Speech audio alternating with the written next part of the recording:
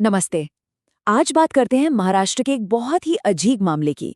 एक ऐसा मामला जहां भारत के फाइनेंशियल कैपिटल में लाखों लोगों के लिए लोकतंत्र पिछले 7 सालों से मानो रुका हुआ है। ये एक ऐसी कहानी है, एक ऐसी लोकतांत्रिक देरी की जिसके नतीजे बहुत गहरे हैं। तो सवाल ये उठता है कि आखिर होता क्या है जब किसी शहर के लोकतंत्र पर ही पॉज बटन दबा दिया जाए। जब लोगों की आवाज ही खामोश हो तो शहर कैसे चलता है। चलिए इसी सवाल का जवाब ढूंढने की कोशिश करते हैं। 7 साल, जी हाँ 7 साल।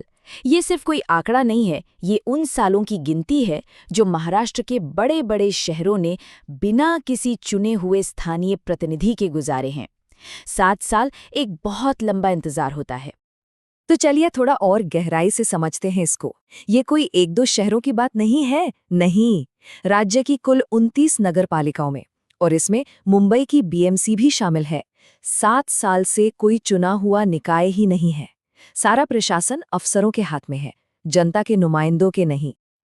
और इसका पैमाना, वो तो सच में चौंकाने वाला है। जरा देखिए, करीब 3.5 करोड़ वोटर, जी 3.48 करोड़, बिना किसी स्थानीय प्रतिनिधित्व के जी रहे हैं। ये एक बहुत बहुत बड़ी संख्या है, जिनकी आवाज लोकल गवर्नेंस में कहीं सुनी ही नहीं जा रही। तो अब सवाल ये है कि इस देरी की कीमत आखिर चुका कौन रहा है? जाहिर है आम लोग। जब कोई जवाबदेही ही नहीं रहती तो इसका सीधा असर आम नागरिकों की रोजमर्रा की जिंदगी पर पड़ता है। सोचिए जरा, जो बुनियादी नागरिक सुविधाएं हैं उनका क्या हाल होता होगा। सबसे पहले तो सड़कें, जिधर देखो गड्ढे ही गड्ढे, मरम्मत का कोई नामो निशान नहीं। क्यों? क्योंकि कोई पूछने वाला ही नहीं है। फिर बारी आती है कचरे की।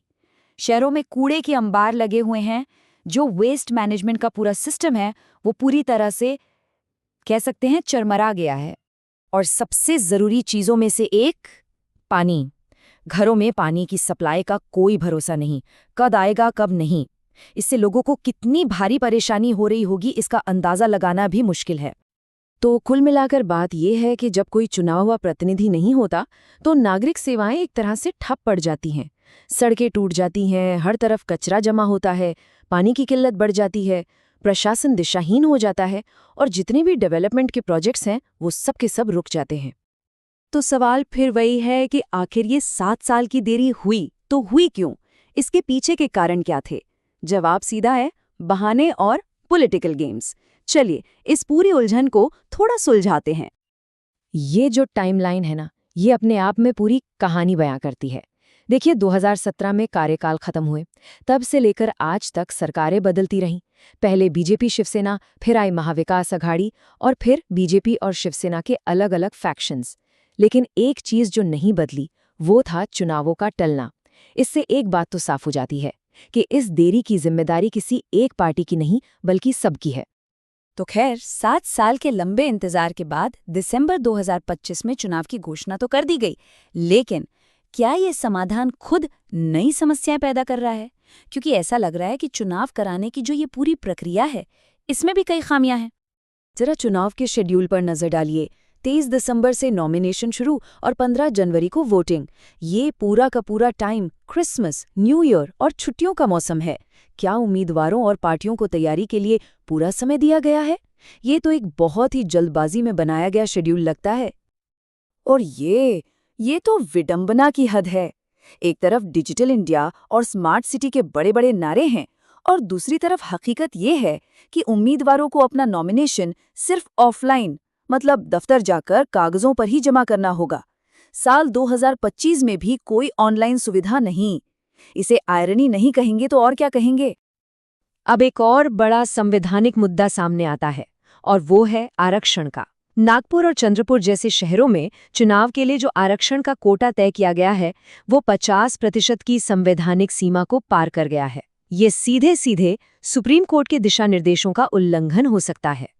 और जब राज्य चुनाव आयोग से इस बारे में सवाल किया गया तो उनका तर्क बड़ा अजीब था। उन्होंने कहा, अदालत ने हमें ऐसा करने से कभी मना नहीं किया। सोचिए, ये तर्क कुछ वैसा ही है जैसे कोई पुलिस वाला कहे, अरे हमें मारपीट करने से एक्सप्लिसिटली मना तो नहीं किया गया तो हम करेंगे। ये तो संवैधानिकता का एक खतरनाक मजाक है। और गलतियों की लिस्ट यहीं खत्म नहीं होती। एक और बड़ी खामी देखिए, चुनाव के लिए जो वोटर लिस्ट इस्तेमाल हो रही है वो 1 जुलाई 2025 तक की है।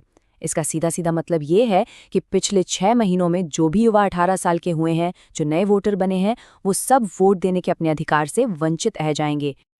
तो चलिए आप थोड़ा दायरा बढ़ाते हैं और देखते हैं कि ये सिर्फ महाराष्ट्र का एक लोकल संकट नहीं है। नहीं, इसके जो प्रभाव हैं वो राष्ट्रव्यापी हैं। ये भारत में स्थानीय स्वशासन यानी लोकल सेल्फ गवर्नमेंट को कमजोर करने की एक बड़ी और चिंताजनक प्रवृत्ति का हिस्सा है। हमारे संविधान का जो 74वां संशोधन है वो स्थानीय निकायों यानी नगर पालिकाओं को लोकतंत्र का तीसरा स्तंभ मानता है।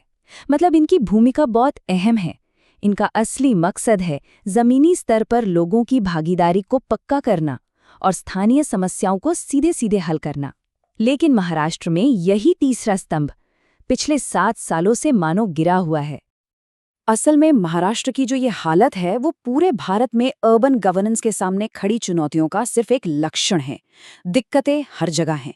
स्थानीय निकायों के पास पूरी आज़ादी नहीं है, राज्य सरकारों का कंट्रोल बहुत ज्यादा है, राजनैतिक दखलंदाजी तो है ही, और ऊपर से फंड्स और अथॉरिटी की भी कमी है। और जैसा कि इस विश्लेषण में बहुत सही कहा गया है, लोकतंत्र का मतलब सिर्फ चुनाव नहीं बल्कि भागीदारी वाला शासन है। महाराष्ट्र में पिछले 7 सालों से असल में यही भागीदारी तो गायब है। लोगों को अपने ही शासन में अपनी बात कहने का मौका ही नहीं मिला। तो आखिर में हम सब इस एक बड़े सवाल के साथ रह जाते हैं, क्या आने वाली 15 जनवरी एक नई, एक बेहतर शुरुआत होगी, या फिर ये पिछले 7 सालों के इतिहास को दोहराने वाला एक और अध्याय बनकर रह जाएगा? ये एक ऐसा सवाल है जिसका जवाब तो खैर भविष्य ही देगा, लेकिन ये हमारे लोकतंत्र की सेहत पर एक बहुत गंभीर सवालिया निशान जरूर लगाता है।